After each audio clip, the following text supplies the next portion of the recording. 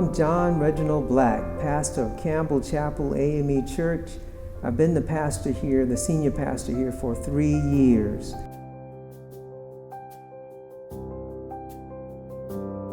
I'm the steward pro tem of this wonderful church, Campbell Chapel AME, and I'm also an elected official of the town of Bluffton.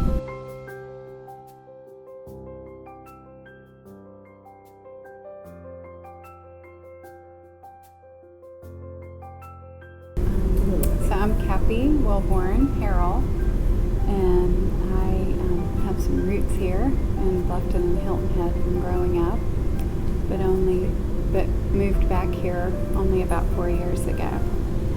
I kept driving by this chapel, this historic chapel, and was enamored with it. And I didn't know why. I just would drive by and think that's a beautiful space. My name is Beekman Webb, and about 15 years ago I was involved with a survey of the church here for possible restoration at that time.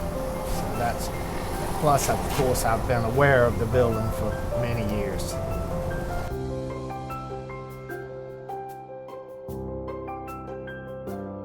I met an architect the other day that had just moved down here, and we were talking about our architecture, and he worked for the Corps of Engineers, and he asked me what I did and what kind of architecture, and I said churches, golf clubs, residential, that sort of thing. And he said, "What's your favorite building?" I said, "Campbell AME Chapel."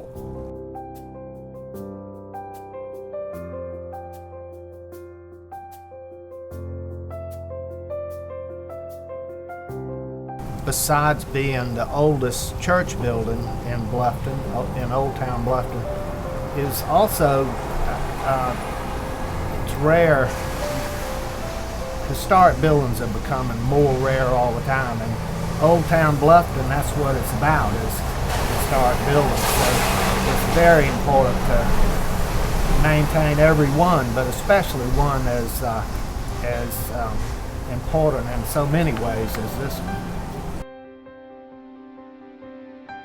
Bringing it back to its original state, what also speaks clearly to the time and the place, and bring a lot of awareness to the struggles.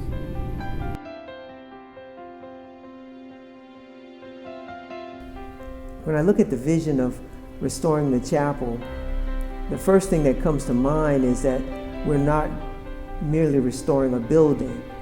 We are restoring culture, and we're restoring a heritage. Many of the folks who worshiped in the historic chapel remind us that we lost something in the transition. We lost a sense of unity, we lost a sense of community and family, and we want to restore that and put it back where it was as we move forward to minister to the present age. We don't have many historical buildings, so that's why it's so important to save this one. When I designed the new church, I utilized the facade of the old chapel to put on the street side of the new church. So if you'll go to the street, you'll notice that it's the same scale, the same three spaces, 4 columns, the Georgian style, plus we use materials in the new church that were updated from the materials here. This is more or less a Gothic structure with the vertical board and batten siding, and we repeated that on the new church to make them relate.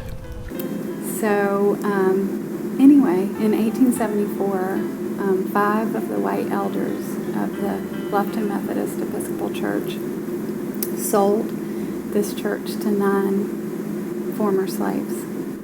And the people I sat in the fellowship hall with were the descendants of those slaves. And so, yeah, I've got goosebumps. I get them every time. And every time I tell that story, the people I tell it to get those goosebumps, because this is a structure.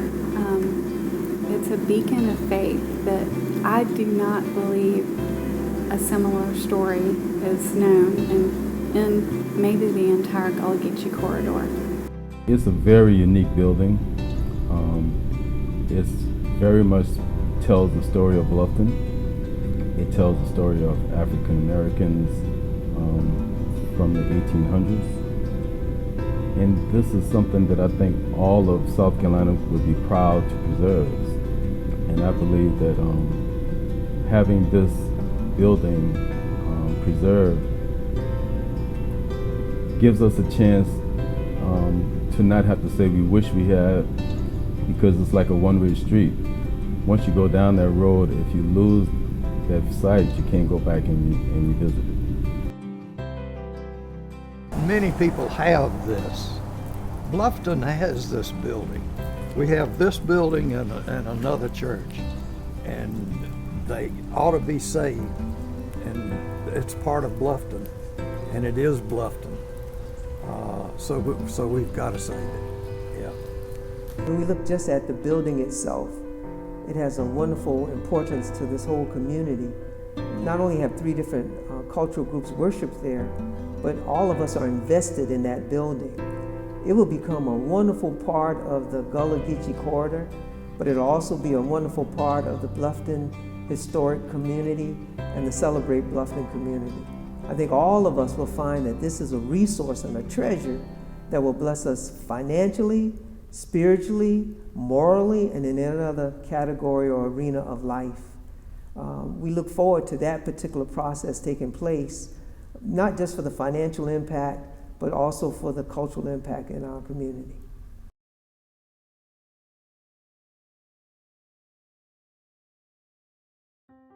When doing restorations of any historical structure, it's a very costly undertaking, and we can't do that without having partners or buy-ins. And there have to be, in most of your restoration of this size and magnitude, you have to have grants, and you have to have individual buy-ins to support that costly endeavor. Well, I've been involved with historic buildings most of my working life, and I liked them and cared about them before that. So for me, it's just any historic building that is lost is a big loss. And so this is really an important building, and it's still restorable and basically in pretty sound condition. So this is a great one to focus on and restore. And my role is fundraising, and there are many ways that we'll be able to raise money. The town of Bluffton has offered every space they have for us to be able to hold anything from a fish fry to a barbecue, to do the grassroots fundraising. We can write grants. There are town, county, state, and federal opportunities for grants, and even more for African American structures than there ever used to be, which is quite lovely in our country. History is important to all of us, and it's especially important I believe, to us in the South. We are linked to our roots deep. This, for me, could become this beacon of faith for the community, but it may become a beacon of faith for the country. Time, wear, and tear take a toll on that building. And every day we delay in restoring it, we'll find ourselves putting more money than we would have. Good money after bad. So the sooner we get it done, not only will it be cheaper, but it'll be more serviceable to us. And the quicker we can move forward. So I encourage everyone to give, not grudgingly nor of necessity, for God loves a cheerful giver. I'm just so excited that we're going to get to this building now, because we've been standing back and kind of waiting. So now we can get to it and and get the job done. When we look at generations behind us, frequently we make comments about what they're not aware of. My children, although they've studied it in the history books, don't have a feel for the civil rights movement. They didn't grow up in a segregated South. And some of the things that went along with that, which were not negative but positive, the sense of community, they don't have. Part of restoring that building is to allow the next generation to have that history that's missing. Now, we want to get rid of all of the negatives of society, but we want to capture the positives and bring them forth to the next generation. It's also important for the next generation to have a hand in this project. I like to call it skin in the game. They need to own the future. And to get to that future, we need to restore our past. So I'm encouraging our young people to spend time in the historic chapel and to invest their time, their talent, and their treasure in restoring or resurrecting our historic chapel.